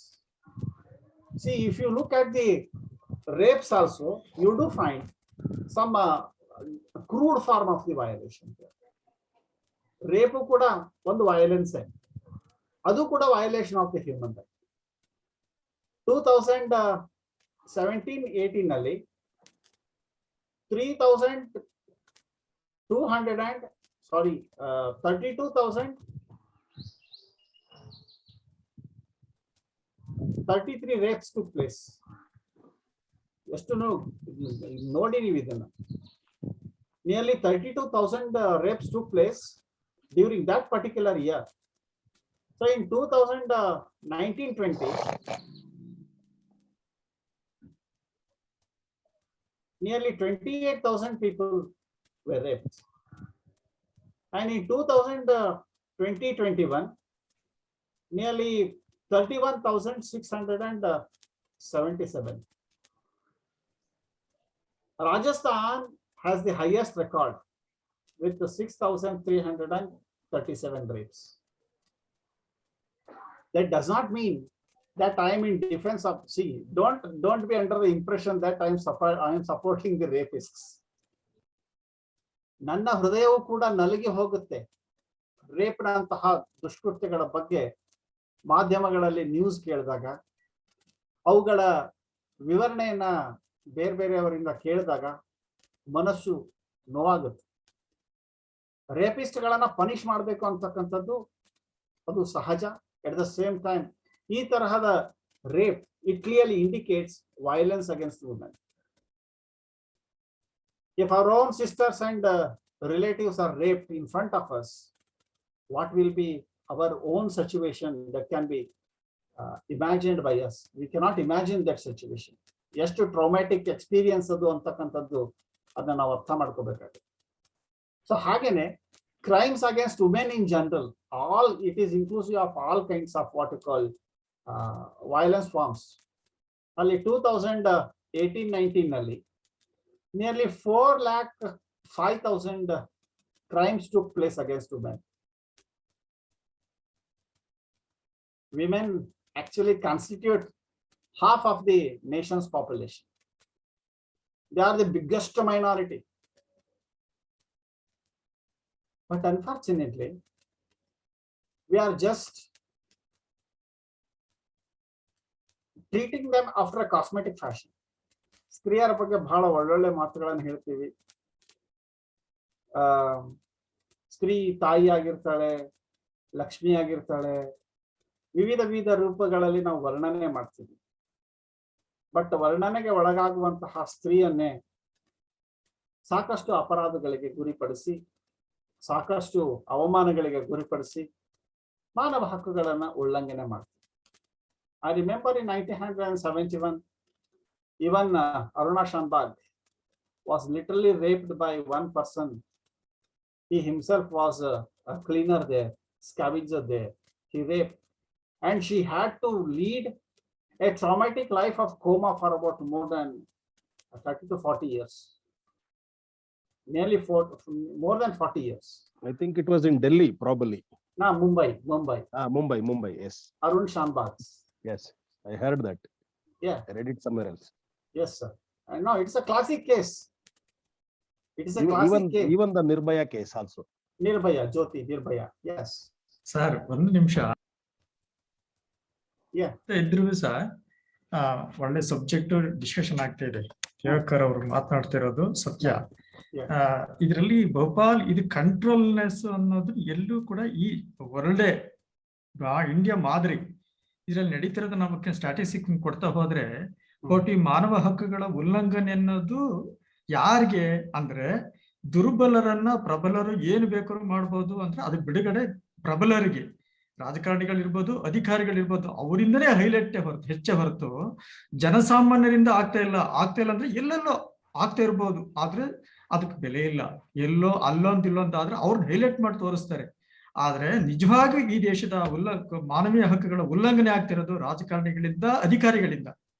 ಅವರನ್ನು ಯಾಕೆ ಪರಿಣಾಮಕ್ಕೆ ಅವ್ರಿಗೆ ಶಿಕ್ಷೆ ಆಗಲ್ಲ? ಅವರು ಬಿಡುಗಡೆ ಆಗ್ತಾ ಹೋಗ್ತಾವ್ರೆ. ಹಂಗಾದ್ಮೇಲೆ ಈ ದೇಶದ ಪರಿವರ್ತನೆ ಹೇಗ್ ಸಾಧ್ಯ? ಸಮಾಜ ಸುಧಾರಣೆ ಹೇಗ್ ಸಾಧ್ಯ? ಮತ್ತೆ ಮಾನವ ಉಲ್ಲಂಘನೆಯ ಹಕ್ಕನ್ನ ಈ ದೇಶ ಸಂವಿಧಾನ ಪ್ರತಿಪಾದಿಸ್ತಿರೋದಕ್ಕೆ ಏನು ಬೆಲೆ ಇದೆ? ಇದು ಸಂಶೋಧನೆಗಳಲ್ಲ, ಸಮಾಜ ಯಾವ ಚಿಂತಕರಲ್ಲ, ಏನ್ ಬರೀ ನಾವು ಮಾತಾಡ್ಬೋದಷ್ಟೇ, ಆದ್ರೆ ರೂಢಿನಲ್ಲಿಲ್ಲ. ಮಾನವ ಉಲ್ಲಂಘನೆಯ ಹಕ್ಕುಗಳ ಉಲ್ಲಂಘನೆ ಆಗ್ಲಿಕ್ಕೆ ಪರಿಣಾಮ ಯಾವ ಕಾರಣದೂ ಬೀರ್ತಾನೆ ಇಲ್ಲ. ಕೋರ್ಟ್ಗಳು ಅದಕ್ಕೂ ಮಾನ್ಯ ಮಾಡಲ್ಲ, ಕೋರ್ಟ್ಗಳು ಬಿಡುಗಡೆ ಮಾಡ್ತವೆ. ಹಾಗಿದ್ಮೇಲೆ ಯಾರಿಂದನೂ ಇದಕ್ಕೆ ಸಾಧ್ಯ ಆಗ್ತಾ ಇಲ್ಲ ಅಂತ ಹೇಳಿ ಇದು ಸ್ಪಷ್ಟವಾಗಿ ಗೊತ್ತಾಗ್ತಿರೋದು ಈ ದೇಶದ ದೌರ್ಬಲ್ಯ. One second. Judiciary is actually intervening in promoting rights. ಹಕ್ಕುಗಳನ್ನ ಸ್ವಲ್ಪ ಸಂವರ್ಧನೆ ಮಾಡುವ ವಿಷಯದಲ್ಲಿ, ಸಂರಕ್ಷಣೆ ಮಾಡುವ ವಿಷಯದಲ್ಲಿ ನ್ಯಾಯಾಲಯಕ್ಕೆ ಇರಬಹುದಾದಂತಹ ಒಂದು ಮುತುವರ್ಜಿ ಕಾರ್ಯಾಂಗಕ್ಕೆ ಮತ್ತು ಶಾಸಕಾಂಗಕ್ಕೆ ಶಾಸನಗಳನ್ನು ಮಾಡುತ್ತೆ. ಕಾರ್ಯಾಂಗ ಬರೀ ಆರ್ಡರ್ಸ್ ಗಳನ್ನ ಪಾಸ್ ಮಾಡುತ್ತೆ, ಆದ್ರೆ ಜುಡಿಷಿಯರಿ ಅವುಗಳನ್ನ ರಕ್ಷಣೆ ಮಾಡೋ ಪ್ರಯತ್ನವನ್ನ ಮಾಡುತ್ತೆ. ಅಟ್ಲೀಸ್ಟ್ ನ್ಯಾಯಾನ್ಯಾಯಗಳನ್ನ ತುಲನೆ ಮಾಡಿ ಹಕ್ಕುಗಳನ್ನ ವಿಸ್ತರಿಸುವ ಕೆಲಸವನ್ನಾದ್ರೂ ನಮ್ಮ ಜುಡಿಷಿಯರಿ ಮಾಡಿದೆ, with all the limitation. Sir ಅಲ್ಲ, ಈಗ ಏನಾಗ್ಬಿಟ್ಟಿದೆ, ನ್ಯಾಯಾಂಗ ನಿಂದನೆ ಅನ್ನೋದನ್ನು ನಾವು ಒಪ್ಕೋತೀವಿ. ಒಂದ್ ಕಡೆ ನ್ಯಾಯಾಂಗ ನಿಂದನೆ ಆಗ್ತಾ ಇದೆ, ಆದ್ರೆ ನ್ಯಾಯಾಂಗನೇ ಅದಕ್ಕೇನು ಕ್ರಮ ತಗೊಳ್ಳದೇ ಇರೋದಂತದನ್ನು ನಾವು ನೋಡ್ತಾ ಇದ್ದೀವಿ ಇತ್ತೀಚೆಗೆ. ಕಂಟೆಂಪ್ಟ್ ಆಫ್ ಕೋರ್ಟ್ 90% ಏನು ಕೇಸ್ಗಳಲ್ಲಿ ಕಂಟೆಂಪ್ಟ್ ಆಫ್ ಕೋರ್ಟ್ ಆಗಿರ್ತದೆ, ಆದ್ರೆ ಏನು ಕೋರ್ಟ್ ಏನ್ ಮಾಡ್ತಾ ಇದೆ, ಸುಮ್ನೆ ಬಿಟ್ಟಿದೆ. ಗಂಭೀರವಾದಂತ ಪ್ರಕರಣಗಳಲ್ಲಿ ನ್ಯಾಯಾಂಗ ನಿಂದನೆ ಸಾಬೀತಾಗಿದೆ, ಆದ್ರೂ ಕೋರ್ಟ್ ಏನ್ ಮಾಡಿದೆ, ಏನು ಮಾಡ್ಲಿಕ್ಕೆ ಆಗ್ತಾ ಇಲ್ಲ. ಯಾಕೆಂದ್ರೆ ಪ್ರಭಾವಿಗಳು ಸಮ್ ಅಮೌಂಟ್ ಆಫ್ ಡಿಟರೆನ್ಸ್ ಇಲ್ಲ ಅಂತಂದ್ರೆ, discipline, some amount of deterrence is essential everywhere. ಅದು ನಮ್ಮ ದಿವಾಕರ್ ಅವ್ರು ಹೇಳೋದಾಗ್ಬೋದು, ಶಿವಪ್ರಸಾದ್ ಅವ್ರು ಹೇಳೋದಾಗ್ಬೋದು, ಇನ್ನೊಬ್ರು ಅದ್ರ ಜೊತೆಗೆ ಹೇಳ್ತಿರೋದು ಕುಶಾಲ್. ಸೊ ನೀವ್ ಹೇಳ್ತಾ ಇರ್ತಕ್ಕಂಥ ಅಂಶಗಳು ಅವು ಬಿಟರ್ ಟ್ರೂತ್ಸ್ಗಳು. ಬಟ್ ಆ ಬಿಟರ್ ಟ್ರೂತ್ಸ್ ಗಳ ಮಧ್ಯದಲ್ಲಿಯೂ ಕೂಡ we are trying to safeguard the human rights. Sir, ನಂದೊಂದು ಪ್ರಶ್ನೆ ಇದೆ ಸರ್. ನಾನು ಶಿವಪ್ರಸಾದ್ ಮಾತಾಡ್ತಾ ಇದ್ದೀನಿ ಸರ್. ನಾನು ಪೇಪರ್ ಅಲ್ಲಿ ಓದಿದ್ದೆ, ಒಂದು ರೇಪ್ ವಿಕ್ಟಿಮ್ ಆ ಹೆಣ್ಣಿನ ಮನವೊಲಿಸಿ ರೇಪಿಸ್ಟನ್ನೇ ಮದುವೆ ಆಗೋ ರೀತಿನಲ್ಲಿ ಮಾಡಲಾಯಿತು, ಅದಕ್ಕೆ ಕೋರ್ಟ್ ಸಮ್ಮತಿ ಕೊಡ್ತು ಅಂತ ಅನ್ಬಿಟ್ಟು. ಇದು ಯಾವ ಕಡೆಯಿಂದ ಹ್ಯೂಮನ್ ರೈಟ್ಸ್ ಸರ್ ಇದು? ಅವಳು ವಿಕ್ಟಿಮ್, ಅಲ್ಲಿ ರೇಪಿಸ್ಟ್ ಅವನಿಗೆ ಪನಿಷ್ಮೆಂಟ್ ಆಗ್ಬೇಕು, ಅವನ್ನೇ ಮದುವೆ ಆಗು ಅಂತ ಹೇಳಿ ಮನವೊಲಿಸಿ ಮದುವೆ ಆಗಲು ಒಪ್ಪಿಸಲಾಯಿತು ಅಂತ ಪೇಪರ್ ಅಲ್ಲಿ ಓದಿದ್ದೆ. ಇಲ್ಲಿಗೆ ಜುಡಿಷಿಯರಿ ಯಾವ ಮಟ್ಟಕ್ಕೆ ಕೆಲಸ ನಿರ್ವಹಿಸ್ತಾ ಇದೆ ಅಂತ ಅನುಮಾನ ಆಗುತ್ತಲ್ವಾ sir? See, one single judgment is not a final judgment. ನಾವು ಬೆರಳಿಕೆ ಅಷ್ಟು ಉದಾಹರಣೆಗಳನ್ನ ತಗೊಂಡು ಅದನ್ನ ಸಾರ್ವತ್ರೀಕರಣಗೊಳಿಸ್ಲಿಕ್ಕೆ ಆಗೋದಿಲ್ಲ. It is not possible to generalise everything. It is a matter of willingness between the two. Consensual ಆಗಿದ್ರೆ ಅದ್ ನಾವು ಕೂಡ ಪ್ರಿವೆಂಟ್ ಮಾಡಕ್ಕಾಗಲ್ಲ. ಈಗ ಇಬ್ರು ರೇಪಿಸ್ಟ್ಗಳು ತಮ್ಮಷ್ಟಕ್ಕೆ ತಾವೇ ನಾವು ಕನ್ಸೆನ್ಶುವಲ್ ಆಗಿ ಮದುವೆ ಆಗ್ತೀವಿ ಅಂತಕ್ಕಂಥ ಒಂದು ಸ್ಟೇಟ್ಮೆಂಟ್ ಅನ್ನ ಜುಡಿಷಿಯರಿ ಎದುರುಗಡೆ ಬಂದಾಗ judiciary cannot go against it. It's a matter of individual willingness. And court is also subordinate to that particular decision because both of them are in agreement with one another. ಆದರೆ ಅದು forceful ಆಗ್ಲಿಕ್ಕೆ ಸಾಧ್ಯ ಇಲ್ಲ. It cannot be forceful. But in most of the cases it is forceful only, sir. Rapes are forceful. But ರೇಪಿಸ್ಟ್ಗಳು ತಮ್ಮಷ್ಟಕ್ಕೆ ತಾವು ಅವರು ಯಾವುದೇ ಕಾರಣಕ್ಕೂ ಅವರು ಸುಧಾರಣೆ ಆಗಲಿಕ್ಕೆ ಯೋಗ್ಯವಲ್ಲ ಅಂತಕ್ಕಂಥದ್ದು ಕಂಡು ಬಂದಾಗ ಅವ್ರಿಗೆ ನಿಜವಾಗ್ಲೂ ಶಿಕ್ಷೆ ಆಗ್ತಾನೆ ಇರುತ್ತೆ. ಬಟ್ ಇನ್ನು ಅಂಡರ್ ಟ್ರಯಲ್ಸ್ ಗಳು ಎಷ್ಟಿವೆ ನಮ್ಮ ದೇಶದಲ್ಲಿ? ಜೈಲ್ನಲ್ಲಿ ಸಾಕಷ್ಟು ಜನ ಇನ್ನೂ ಬಂಧಿತರಾಗಿದ್ದಾರೆ, ಅವ್ರಿಗಿನ್ನೂ ಸರಿಯಾದ ನ್ಯಾಯದಾನ ಆಗಿಲ್ಲ. SCsಗಳಾಗಿರ್ಬೋದು, ದಲಿತರದಾಗಿರ್ಬೋದು, ಆದಿವಾಸಿಗಳದಾಗಿರ್ಬೋದು, ಮಹಿಳೆಯರದಾಗಿರ್ಬೋದು, ಚಿಲ್ಡ್ರನ್ಗಳದಾಗಿರ್ಬೋದು. ಅದಕ್ಕೆಲ್ಲ ನಾನು ಆಕ್ಚುಲಿ ಟುಡೇ ಬ್ರಾಟ್ ಸ್ಟ್ಯಾಟಿಸ್ಟಿಕ್ಸ್. ಆ ಸ್ಟಾಟಿಸ್ಟಿಕ್ಸ್ ಕ್ಲಿಯರ್ಲಿ ಏನ್ ಹೈಲೈಟ್ ಮಾಡುತ್ತೆ ಅಂತಂದ್ರೆ, although India is the largest liberal democracy, human rights violations are there. ಯಾಕೆ ಅಂತಂದ್ರೆ ಪಾಪ್ಯುಲೇಷನ್ ಹೆಂಗ್ ಇನ್ಕ್ರೀಸ್ ಆಗುತ್ತೆ, ಸಮಸ್ಯೆಗಳು ಹೇಗೆ ಇನ್ಕ್ರೀಸ್ ಆಗುತ್ತೆ, ಅದಕ್ಕೆ ತಕ್ಕಂತೆ ಹ್ಯೂಮನ್ ರೈಟ್ಸ್ ವೈಲೇಷನ್ಸ್ ಗಳು ಆಗುತ್ತೆ, ಕ್ರೈಮ್ಸ್ ಗಳಾಗುತ್ತೆ. ಅವುಗಳನ್ನ ಪ್ರಿವೆಂಟ್ ಮಾಡೋದು ಎಲ್ಲರ responsibility. It is not only the responsibility of the state, but also responsibility of the civil society. It's the responsibility of the every individual. We cannot show somebody, we cannot point our fingers at somebody in order to save our own skin of not doing duty in protecting the human rights of our own fellow beings. ನಮ್ಮ ಜೊತೆಗಿರುವವರ ಹಕ್ಕುಗಳ ಉಲ್ಲಂಘನೆ ಆಗುವಂತಹ ಸಂದರ್ಭದಲ್ಲಿ ನಾವು ಆ ಸ್ಥಳದಿಂದ ಓಡಿ ಪಲಾಯನವಾದಿಗಳಾಗ್ತಿರ್ತೀವಿ ನಾವು ಎಷ್ಟೋ ಸಂದರ್ಭ. ಸೊ ಆ ಪಲಾಯನವಾದದ ಸಂದರ್ಭದಲ್ಲಿ ನಾವು ಬೇರೆಯವರ ಹಕ್ಕುಗಳ ಬಗ್ಗೆ ಪ್ರೀತಿಯನ್ನು ಬೆಳೆಸ್ಕೊಂಡಿರಂಗಿಲ್ಲ, ಏನಿಲ್ಲ. ಇಂತಹ ಅನೇಕ ಸನ್ನಿವೇಶಗಳನ್ನ ನಾವು ಎದುರಿಸ್ತಾ ಇರ್ತೀವಿ life. So practically human rights ಬರೀ ಅದು ಪ್ರೀಚ್ ಮಾಡೋದಕ್ಕಲ್ಲ, ಪ್ರಾಕ್ಟೀಸ್ ಮಾಡಕ್ಕಿರೋದು. We are raising so many questions, but are we doing our duty towards human rights? Are we reforming our own misbehaving students in the class? Are we trying to reform our own family? Okay, no problem. Are we reforming ourselves? ನಮ್ಮಷ್ಟಕ್ಕೆ ನಾವೇ ಸುಧಾರಣೆ ಮಾಡ್ಕೊಳ್ತಾ ಇದ್ದೀವಾ? Because we are equipped with so much of knowledge, skills, and society oriented consciousness. ಸಮಾಜಮುಖಿ ಪ್ರಜ್ಞೆಯನ್ನು ಬೆಳೆಸ್ಕೊಂಡಿದ್ದೀವಿ ಅಂತ ಹೇಳಿ ನಾವು ಜ್ಞಾನ ಮತ್ತು ಕೌಶಲ್ಯಗಳನ್ನು ನಮ್ಮಲ್ಲಿ ನಾವು ಸಾಕಷ್ಟು ಇಟ್ಕೊಂಡಿದ್ದೀವಿ. Are we reforming our selves? 2014ರಲ್ಲಿ ಒಂದು ಅದಾಲತ್ ನಡೀತು ಹ್ಯೂಮನ್ ರೈಟ್ಸ್ ಸಂಬಂಧಿಸಿದಂತೆ. ಆ ಅದಾಲತ್ನಲ್ಲಿ ಒಂದು ಹೆಣ್ಮಗಳು ಬಂದು ಹೇಳಿದ್ಲು, ಒಂದು ಮಗಳು, ಚಿಕ್ಕ ಮಗಳು, 10 ವರ್ಷದ ಮಗಳು, ಅವಳು ಬಂದು ಹೇಳ್ತಾಳೆ, ನನಗೆ ಒಬ್ಬ ಸ್ಟೆಪ್ ಫಾದರ್ ಇದ್ದಾನೆ. He has been raping me for the last 2 years. ಆವಾಗ ಅದಾಲತ್ನಲ್ಲಿ ಇದ್ದಂತಹ ಒಬ್ಬ ಜೂರಿ ಅವ್ರು ಹೇಳ್ತಾರೆ, this person should be punished. ಎಲ್ಲಾ ಕೇಸಸ್ಗಳು ಏನೇನು ಸಾಧ್ಯ ಆಗುತ್ತೋ ಅವೆಲ್ಲಾ ಕೇಸಸ್ಗಳನ್ನ ಹಾಕಿ ಹಿ ಶುಡ್ ಬಿ ಪನಿಷ್ಡ್ ಅಂತ. ಆಮೇಲೆ penalty of 1 lakh rupees in addition to that. ಆ ಮನುಷ್ಯ ದುಷ್ಟ ತಂದೆ, ಮಲತಂದೆ, ಅವನೇನ್ ಹೇಳ್ತಾನೆ ಅಂತಂದ್ರೆ, I am ready to pay 1 lakh rupees, but I continue to rape this girl till I breathe my last. ಇಂತಹ ದುಷ್ಟ ಮನಸ್ಥಿತಿಯುಳ್ಳ ಪುರುಷರು ಮತ್ತು ಅದೇ ತರ ದುಷ್ಟ ಮನಸ್ಥಿತಿಯುಳ್ಳ ಮಹಿಳೆಯರು ಇರುವಂತಹ ಒಂದು ಸಾಮಾಜಿಕ ವ್ಯವಸ್ಥೆಯಲ್ಲಿ ಹಕ್ಕುಗಳ ಸಂರಕ್ಷಣೆ ಬಹಳ ಕಷ್ಟದ ಮಾತಾಗಿದೆ. But still we are safe. ಯಾಕೆ ಸೇಫು?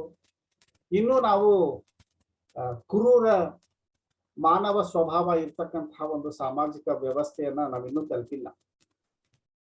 51 ಸಮಾಜದಲ್ಲಿ ಇರ್ತಕ್ಕಂಥ 51 ಜನ ದುಷ್ಟರಾಗಿ 49 ಜನ ಒಳ್ಳೆಯವರಾದ್ರೆ ಆ ಸಮಾಜದಲ್ಲಿ ಅಸಮತೋಲನ ದೊಡ್ಡ ಪ್ರಮಾಣದಲ್ಲಿ ಆಗುತ್ತೆ. 51% ಒಳ್ಳೆಯವರಿದ್ದು 49% ಕೆಟ್ಟವರಿದ್ದಾಗ ಆ 2% ಬಫರ್ ಆಗಿ ಇನ್ನೂ ಬ್ಯಾಲೆನ್ಸ್ ಮಾಡ್ತಾ ಇದೆ. ನಾವು ಗಮನಿಸಬೇಕಾದಂತ ಒಂದು ಸತ್ಯ ಇದೆ, ದುಷ್ಟರಲ್ಲಿ ಇರಬಹುದಾದಂತಹ ಏಕತೆ ಮತ್ತು ಭಾವೈಕ್ಯತೆ ಶಿಷ್ಟರಲ್ಲಿ ಇರಲ್ಲ. ಅಂತ ಸಂದರ್ಭದಲ್ಲಿ ಶಾಸನಗಳು ಮತ್ತು ಶಾಸನಗಳನ್ನು ಅನುಪಾಲನೆ ಮಾಡುವಂತಹ ಜನ ಮಾತ್ರ ಮಾನವ ಹಕ್ಕುಗಳನ್ನ ರಕ್ಷಣೆ ಮಾಡಬಹುದು.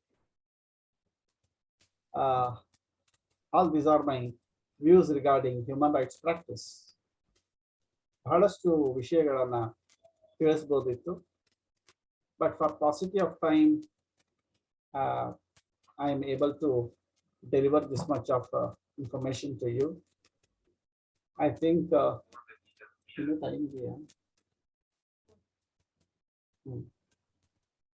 I think I am able to give you this much of value-based information about human rights, and the gravity of its situation in India. There are various debatable issues. In fact, Divakar ಅವರು ಮತ್ತಿತರರು ಕುಶಾಲ್ ಅವರು ಎತ್ತಿರ್ತಕ್ಕಂತಹ issuesಗಳು, they are always debatable, and these debatable issues require to be addressed with a still more what you call loud thinking and information. This class is not sufficient to focus more on them.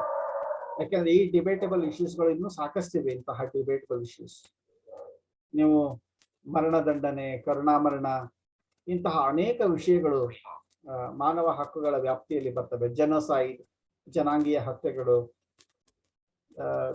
ಪರಿಶಿಷ್ಟ ಜಾತಿ, ಪರಿಶಿಷ್ಟ ಪಂಗಡ, ಆದಿವಾಸಿಗಳ, ಅಲ್ಪಸಂಖ್ಯಾತರ ಹಕ್ಕುಗಳ ಉಲ್ಲಂಘನೆ, ಮಹಿಳೆಯರ ಹಕ್ಕುಗಳ ಉಲ್ಲಂಘನೆ ಪ್ರಕರಣಗಳು, ಆಮೇಲೆ ಇನ್ನೂ ವಿವಿಧ ಸ್ವರೂಪದ ಹಕ್ಕುಗಳ ಉಲ್ಲಂಘನೆಯ ಪ್ರಕರಣಗಳು ನಮ್ಮ ಸಮಾಜದಲ್ಲಿವೆ.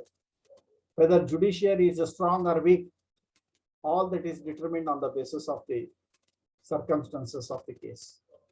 Even sometimes ಮಾನವ ಹಕ್ಕುಗಳ ಸಂರಕ್ಷಕರು ಕೂಡ ರಾಜ್ಯದ ಕೆಂಗಣ್ಣಿಗೆ ಬಿದ್ದು ಅವರ ಹಕ್ಕುಗಳು ಕೂಡ ಉಲ್ಲಂಘನೆ ಆದಂತಹ ಅನೇಕ ಪ್ರಸಂಗಗಳು ಇವೆ. Anyhow, we the teachers have to turn our schools into colleges. ನಮ್ಮ ಕಾಲೇಜಸ್ಗಳನ್ನ ಒಂದು ಮಾನವ ಹಕ್ಕುಗಳ ಸ್ನೇಹಿ ಸಂಸ್ಥೆಗಳನ್ನಾಗಿ ಪರಿವರ್ತಿಸಬೇಕು. ಮತ್ತೆ ವಿದ್ಯಾರ್ಥಿಗಳಿಗೆ ಮಾನವ ಹಕ್ಕುಗಳನ್ನು ತುಂಬಾ ಚೆನ್ನಾಗಿ ಹೇಳ್ಕೊಡ್ಬೇಕು, ಮತ್ತೆ ನಾವು ಪರಿಪಾಲನೆ ಮಾಡಬೇಕು. We have to respect individual dignity. From there we have to start our effort in promoting human rights. Anyhow, we are doing a best job, at least by reading about human rights, listening about human rights. Practice and preaching always should go together. I thank the Human Resources Development Center, Professor Nanjun Swami sir and Director Malini for giving me this opportunity. And I am extremely happy that you, the participants, have taken active participation in this particular session. I hope I have tried my level best to reach you, and this particular effort will yield the fruit in the form of floating some forums, human rights forums in your colleges, and create a conducive atmosphere to practice and promote human rights to the fullest spirit possible. Thank you, Vanessa.